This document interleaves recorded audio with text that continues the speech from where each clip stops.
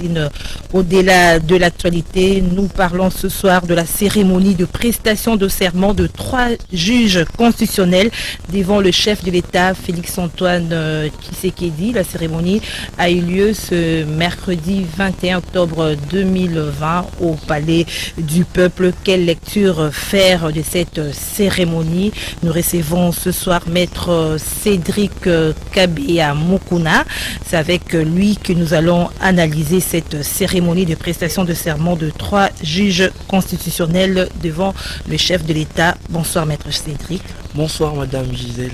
Merci d'avoir répondu à notre invitation. C'est à moi de me remercier et je salue tous les téléspectateurs. Voilà, alors nous parlons de la cérémonie des prestations de serment des 3 juges constitutionnels. Vous étiez-vous là aussi au Palais du Peuple? Parce qu'il y avait du monde, la salle était archi-comble. Bon, je n'étais pas là parce que de par mes occupations et ma profession, j'étais un peu pris par autre chose. Et c'est ce qui a fait que je n'ai pas pu assister, mais quand même j'ai suivi en direct. Nous avions aussi suivi comment ça s'est déroulé. Bon, d'emblée ça s'est déroulé normalement. Il y a eu du monde, il y a eu la représentation de la population, il y a eu la représentation du Sénat comme de l'Assemblée nationale, du gouvernement, du Conseil supérieur de la magistrature. Donc tout était... Malgré le désistement du président des 2 chambres du Parlement, l'absence remarquée de beaucoup de membres du FCC, du président du Sénat et celui de la chambre basse du Parlement. Bon, vous savez, il y a certaines questions dont lorsque nous les traitons en politique, ils prennent d'autres allures. Donc, il faut essayer un peu de recadrer un peu la question, de mettre la question soit du côté de la politique ou soit du côté du droit. Donc il faut essayer un peu de le séparer comme ça. En politique, je dirais c'est normal, c'est des bonnes guerres, mais je ne comprendrai pas seulement cette question parce que dans un volet où ils sont en coalition. Donc lorsque les gens sont en coalition, si même il faut manifester certains désarrois, certains aspects médiocres de relations, je pense que ce serait mieux de le faire d'une manière voilée et en secret, dans des pourparlers en cachette. Mais ce que nous sommes en train de voir, c'est comme cela que moi je me dis, en fait nous sommes dans une forme de cohabitation mais masquée. C'est une forme de cohabitation masquée. Ce sont des clashs que nous avions vus des gouvernements en cohabitation en train de faire.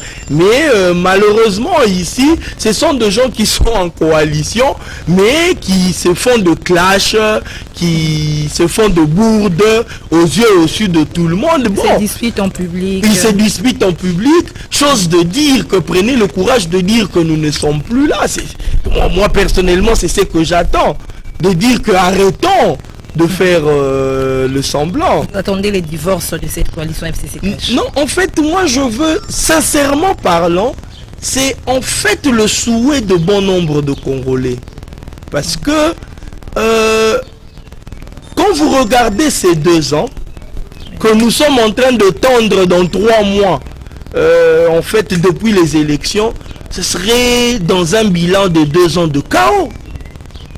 De 2 ans où la scène politique, la coalition FCC-Cash nous a donné du fil à retordre. Il nous a démontré en fait que ils n'étaient pas là pour le bien-être du peuple congolais, parce que ce sont que des intérêts politiques X et Y qui sont en train de protéger. Mais en soi, quand nous regardons ce qui doit être fait pour la population,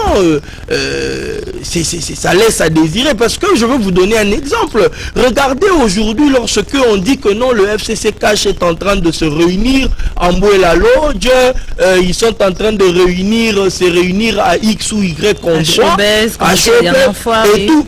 Vous verrez que les sujets de la population n'y sont pas. Je mets quiconque à défi. Il voit déjà 2023. Je mets quiconque à défi de me dire que non, il y a eu une réunion FCC Cash où ils se sont mis d'accord autour d'une table pour dire que bon, chers frères, réfléchissons. Comment est-ce que le peuple congolais va manger après, sur l'économie, discuter sur les problèmes vitaux qu'a la République démocratique du Congo. Il n'y en a pas, à moins que quelqu'un me l'apporte, mais moi je n'ai jamais vu, je n'ai jamais entendu. Donc pour dire que dans ces 2 ans, il faut dire que ce n'est que des réunions pour de partage de pouvoir, pour de positionnement politique, ou soit parce que on sent que la position d'X nuit à nos intérêts.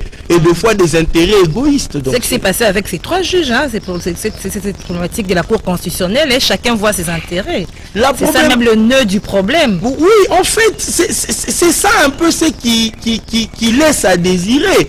Et là, je me dis, nos frères du FCC ont un peu démontré à la face du monde que pour eux, ce sont leurs intérêts qui priment. Chacun cherche à se protéger.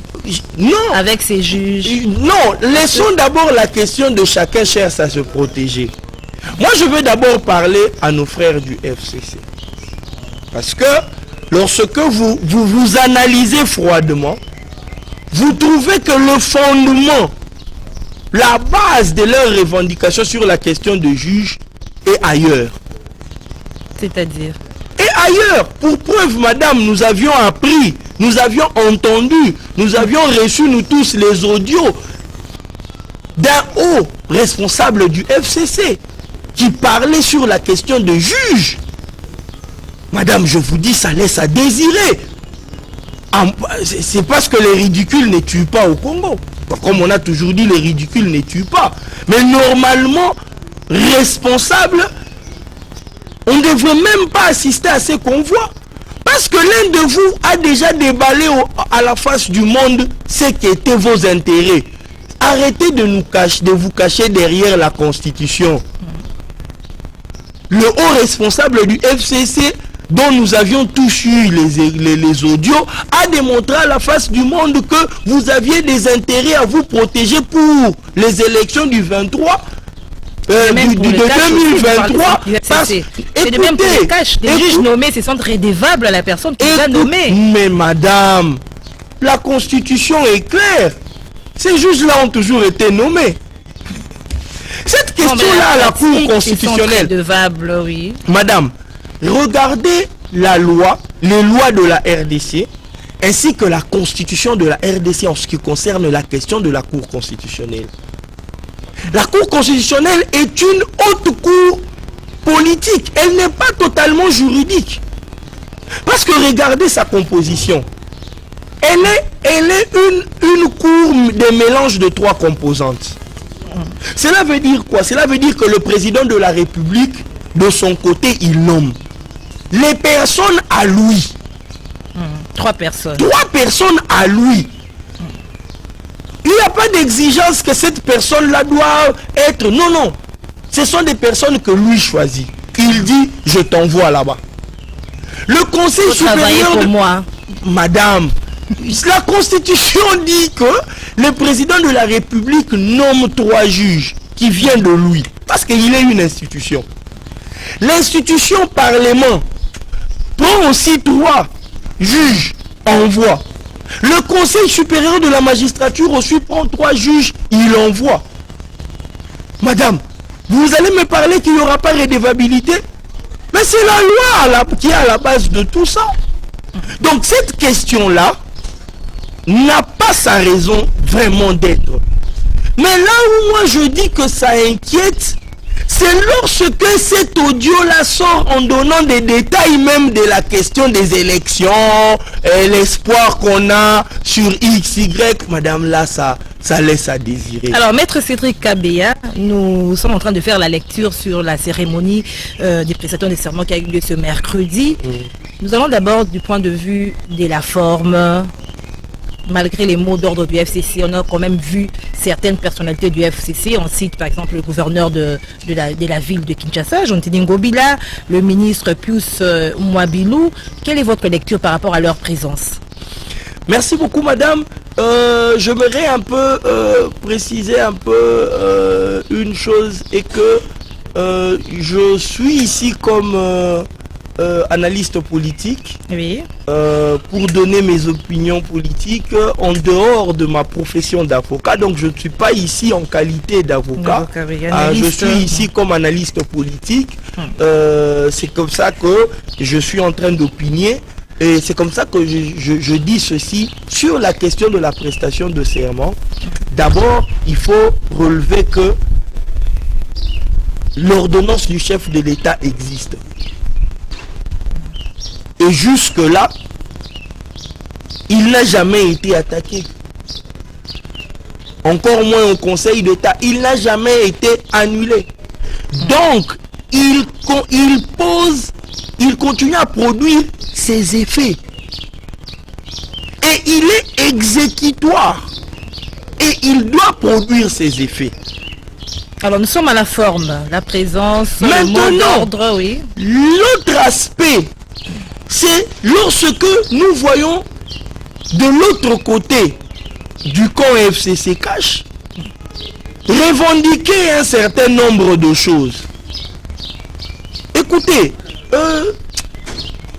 vous savez, les personnalités, les hommes d'État doivent essayer un peu de nous prêcher par leur niveau, leur sens élevé de gérer la République en tant qu'homme d'État. Vous pouvez vous imaginer, c'est depuis juillet 2020 qu'une ordonnance du chef de l'État avait été promulguée. Et départ du fait que c'est une ordonnance du chef de l'État, il produit d'une manière urgente ses effets. Maintenant, nous quittons de septembre, nous sommes aujourd'hui au mois d'octobre.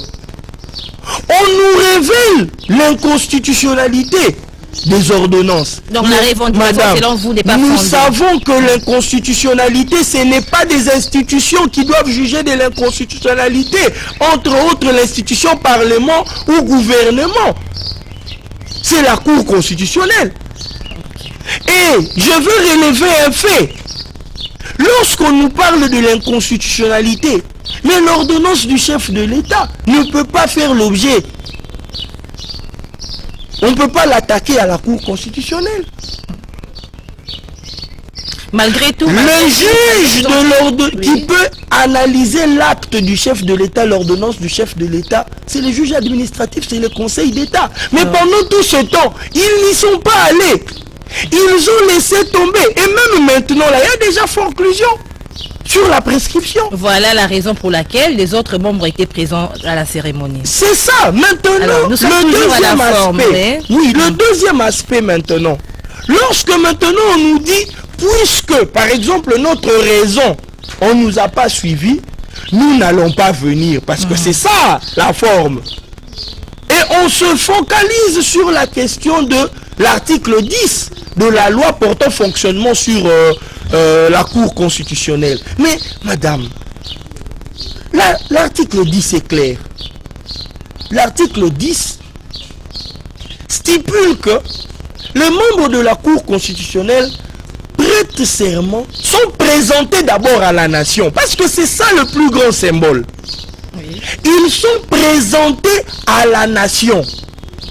On dit devant le chef de l'État, devant l'Assemblée nationale, devant le Sénat, devant le Conseil supérieur de la magistrature, représenté par son bureau.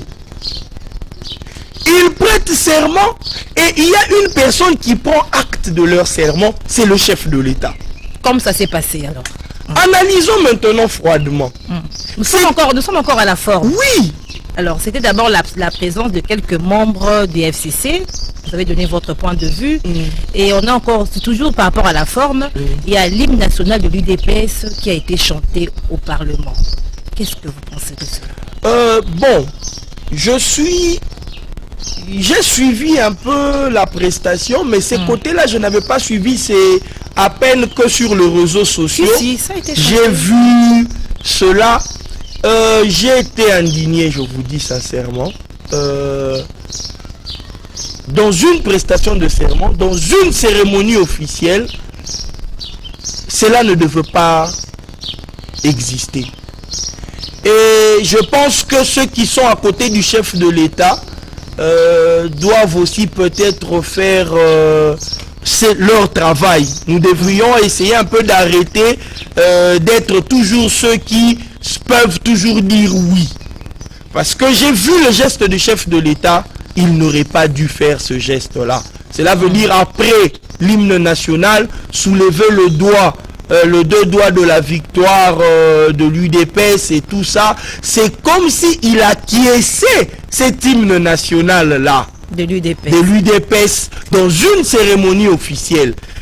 Avec tous les hommages les plus déférents, Monsieur le Président de la République, vraiment, avec votre rang de chef de l'État, vous aurez peut-être dû cautionner ça comme un dérapage de la foule, parce que nous devrions comprendre que hormis les officiels qui étaient là, il y avait les militants, il y avait les membres de partis politiques qui étaient là, qui pouvaient peut-être dans la foule faire un dérapage comme les chansons qui avaient été chantées, mais aller jusque à acquiescer, parce que ce qui m'a frustré aussi, c'est voir certains responsables, députés et autres du cash se lever, même si vous êtes de l'UDPS, se lever pour pouvoir chanter l'hymne national de l'UDPS dans l'enceinte de l'Assemblée nationale, dans une cérémonie officielle.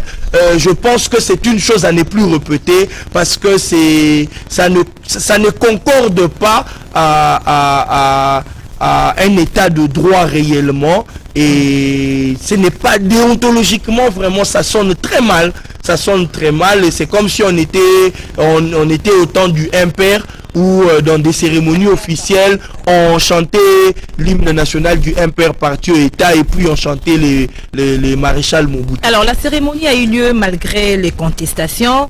Maître Sredi Kabaya, certains parlent d'une réponse à ceux qui ont traité le président de la République de tous les mots. C'est le cas pour vous, c'est aussi votre lecture? Bon, en fait, comme je vous ai dit d'entrée de jeu sur la question du mariage FCC Cash, moi j'ai toujours été parmi ceux qui, en fait, croyaient en ce mariage-là. Ça, je le dis sincèrement, au début, je me disais, ça aurait été mieux, quand même, qu'il y ait cette coalition-là pour pouvoir se mettre d'accord pour faire une marche. Mais en fait, comme on dit toujours, il est difficile de mélanger l'huile et de l'eau. Il est difficile que l'huile et de l'eau se mélangent. Et voilà, ça a produit les effets. Nous voyons la démarcation entre l'huile et de l'eau. Et je suis ceux qui, après avoir constaté tous les méandres, se dit, et il est temps aujourd'hui que les membres du FCC Cash se regardent. Il ne faut pas avoir peur, parce que je sens qu'il y a la peur de certains côtés. Ça a montré que c'est lui le garant de la nation. Il y a la peur d'un certain côté. On se dit, si aujourd'hui on essaye de rompre les relations FCC Cash, c'est une partie qui sera beaucoup plus perdante, parce que il connaît la partie dont je suis en train de parler, ils se connaissent, ils savent qu'ils seront le perdant dans cette séparation là, dans ces divorces là. Mais n'ayez pas peur, il faut s'assumer. Il faut s'assumer quand ça marche pas, comme on le dit, si deux personnes marchent ensemble et qu'ils ne s'entendent pas, ce serait mieux de se séparer. Donc prenez votre courage. Vous, les gens qui décrient, qui disent que nous virons vers la dictature, bon, prenez le courage de rompre le mariage et de voir maintenant si la dictature va continuer. Moi, c'est ce que moi j'attends. Donc je n'attends rien de bon dans cette coalition. Mais le FCC a vécu ce qui s'est passé jadis au niveau du Parlement, où lorsque l'opposition sortait de la salle, le FCC votait quand même des lois à l'absence de l'opposition. Vous voyez qu'aujourd'hui, tout se répète. Bon, vous savez, lorsque vous regardez, vous analysez, en fait, c'est comme du théâtre aujourd'hui. Hier, c'était l'opposition c'était la majorité qui faisait sortir l'opposition de la salle. Aujourd'hui, c'est l'opposition, c'est la minorité qui sort la majorité de la salle. Donc, en fait... La majorité va changer avec cette allure, parce qu'on a vu d'autres membres de la majorité dans la cérémonie. En fait, moi, je dis tout haut à nos frères du FCC Cash. Le camp là qui hésite encore de divorcer, le camp le plus fort qui hésite encore de divorcer, on attend que le divorce. Et le divorce sera mieux pour le Congolais. Parce que là, on ne sera pas en train de gérer les guéguerres entre FCC Cash. Nous serons quand même en train de gérer les problèmes, les vrais problèmes du pays. Au lieu de gérer les deux problèmes des familles politiques. Alors, Maître Cédric Kabea, après la cérémonie, les gens de voix se sont levés pour dire qu'il y a un changement. Est-ce que vous également avez vu ces changements? Que gagne le peuple après cette cérémonie de prestation des serments de 3 juges? Est-ce qu'il y aura changement du côté de la population aussi? Bon, en fait, madame, moi je suis de ceux qui ont toujours une vision globale et objective de choses. Ce qui veut dire que tel que nous sommes ici, nous ne pouvons pas nous dire que la nomination de 3 juges est un changement. Non, mais ça c'est une façon de voir les choses très subjectives. Oui. Non, non, madame, vous savez, aujourd'hui c'est tout ce qui se dit à la télé qui est politique en RDC. C'est ça le mal. Aujourd'hui, tout ce que les gens sortent à la télé, ils disent des histoires, ils racontent même des choses qu'ils ne maîtrisent pas. Et demain, on dit que non, c'est ça la politique. Non, madame, ce n'est pas ça la politique. La prestation de serment de juge ne peut pas changer. En fait, si on doit parler du changement, moi, personnellement, pour moi, si je dois parler du changement, c'est cette vision qu'on sent du chef de l'État sur la responsabilisation de l'appareil judiciaire. Vous comprenez? Cela veut dire qu'en fait, l'appareil judiciaire commence en quelque sorte à revenir, à prendre ses responsabilités et à prendre conscience de soi-même, de la charge. Bien sûr, il n'y a pas 2 poids 2 mesures. Madame, je vous dis vrai, partout au monde, les dérapages ne manquent jamais. Mais les brebis galeuses ne manquent jamais. Mais madame, ce serait de mauvaise foi de dire que ce que nous avions vécu il y a 18 ans, avec ce que nous vivons aujourd'hui, c'est la même chose. Il faut être de mauvaise foi. En fait, c'est ça que moi je dénote comme un début de changement. Moi, je ne parle pas du changement. Parce que jusque-là, je suis toujours sévère, très sévère, j'ai toujours été très sévère envers les caches.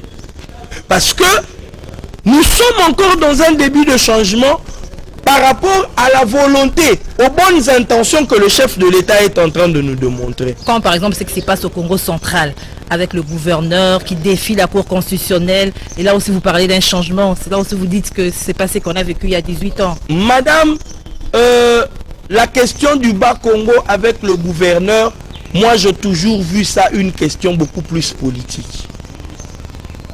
Elle est beaucoup plus politique. Oui, comme ça, parce que je veux vous dire, parce que dans cette question du gouverneur, il y a 2 hautes cours qui ont des décisions. Il y a la Cour de cassation sur laquelle le gouverneur s'appuie. Il y a le conseil, il y a la Cour constitutionnelle aussi. Donc, madame, en fait, cette question-là, moi je pense que c'est une question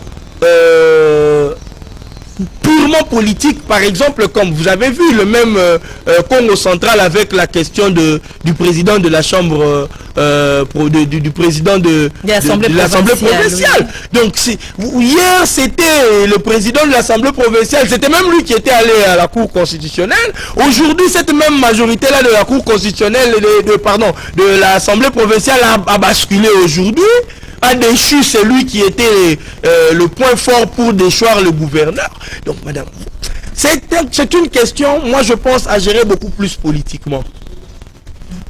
Mais je crois encore il y a un changement. Il y a un début de changement et je sens que les agitations qu'il y a de l'autre côté de la coalition, ce sont des agitations qui me font croire en moi qu'il y a changement.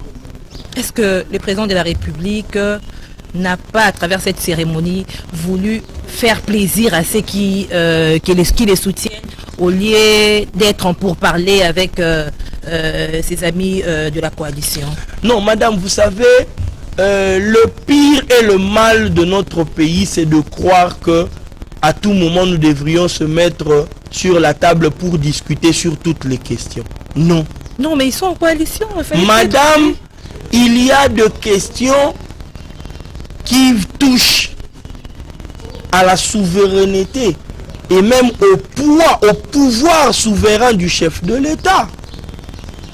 Madame, est-ce que pouvons-nous concevoir, parce que nous sommes dans une coalition, pour nommer les magistrats qui sont apolitiques, je dois vous consulter?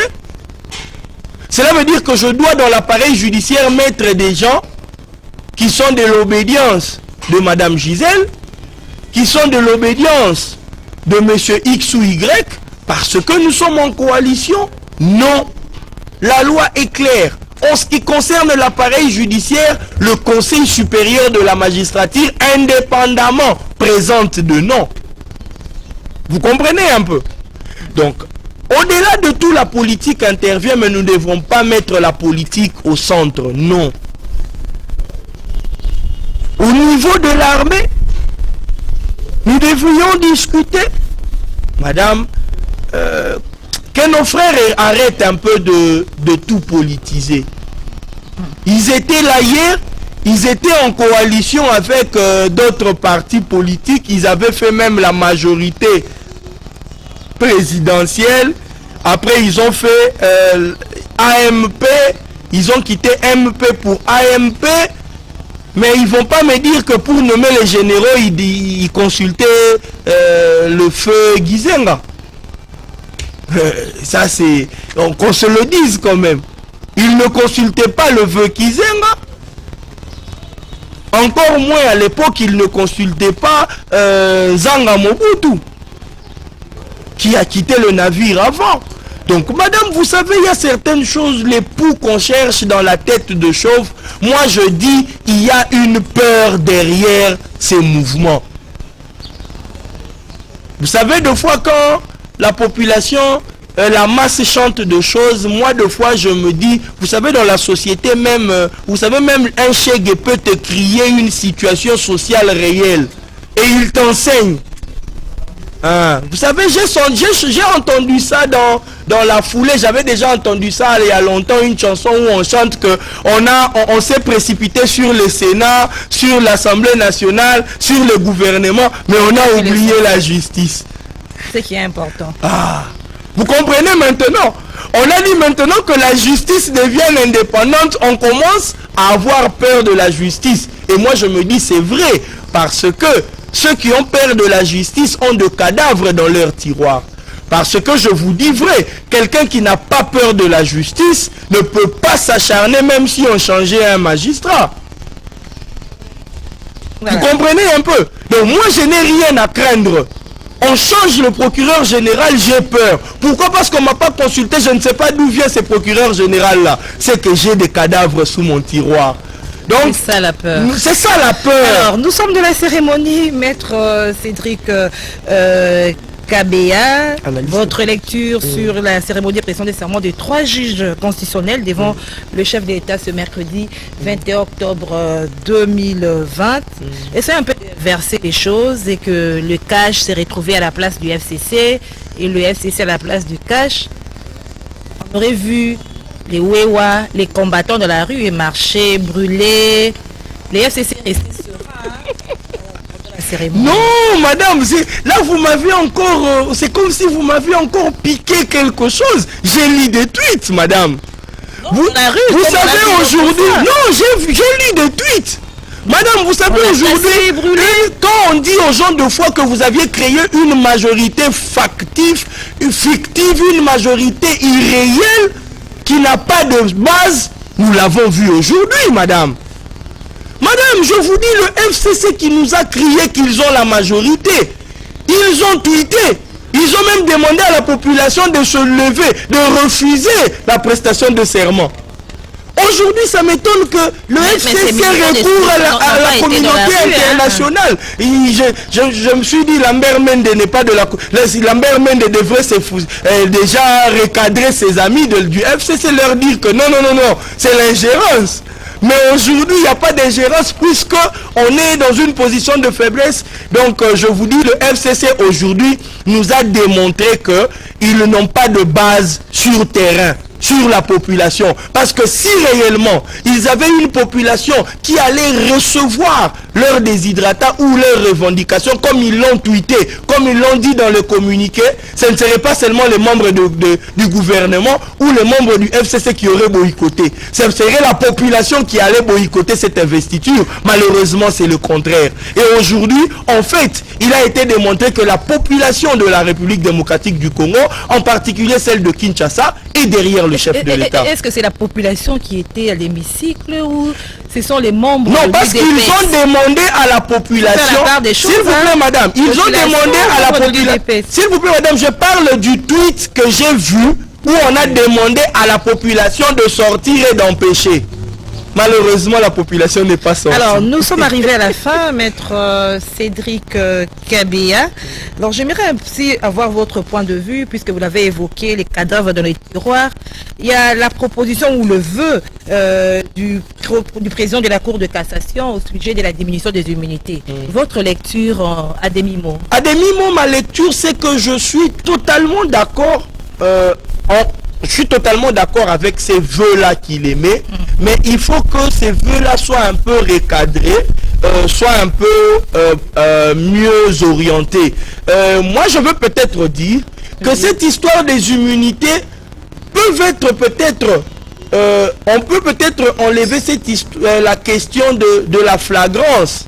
Faire en sorte que, au cas où on peut mettre en examen un ministre, on peut mettre en examen un ministre, mais ne pas l'arrêter. Mettre en examen, l'entendre, avancer avec la question, mais lorsqu'on trouve qu'il y a importance de l'arrêter, là maintenant on peut demander à l'Assemblée nationale. Là déjà on aurait déjà avancé. Mais ce qui fait que, avant de commencer même, il faut d'abord demander l'autorisation. C'est là où ils vont se cacher. C'est comme cela que je dis, un député où on sent qu'il y a des choses qui sont vraiment